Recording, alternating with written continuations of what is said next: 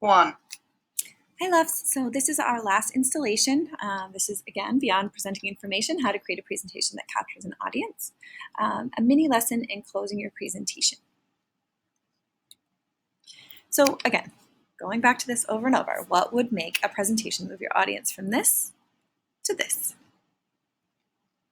So just as a reminder, and this should look familiar from our work with writing, the things you think about in a conclusion are reconnecting with your opening, revisiting your echo phrase or thesis, recapping any relevant information, reflecting on your why, and reaching beyond, leaving your audience with something to do and say. So remember to reflect on your why from that very open, like why are you having them listen to this? Why are you telling them this? If you can keep that at the heart of everything, including your conclusion, it's going to be really powerful. So use that force, use your why.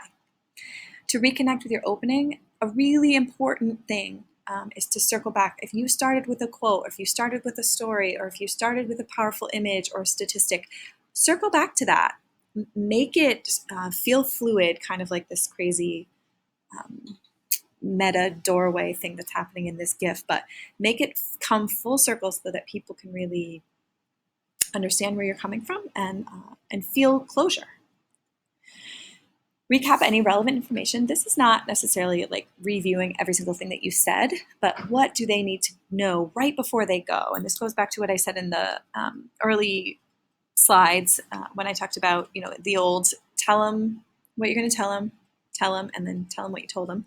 It's kind of the same concept, but really only leave them with the most relevant information that's going to help them do or say whatever your sort of intention was.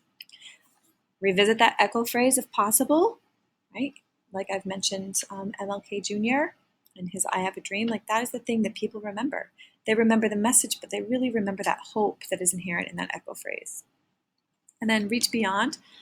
Leave the audience with something to do or say. I asked you in the framing video, what do you need to do, what you want your audience to do or think when you are finished? And so this at the end here, you want to ask yourself with your conclusion, like, did I successfully get my audience to think or do what I intended?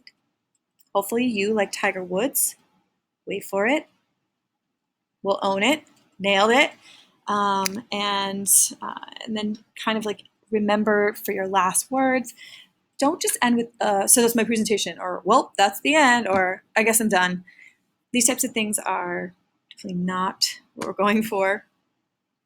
Instead, you don't want to hit the end and then fall off like this guy off the horse because you actually hit the end, because that's boring. Make those last words count. Leave us with something memorable and meaningful.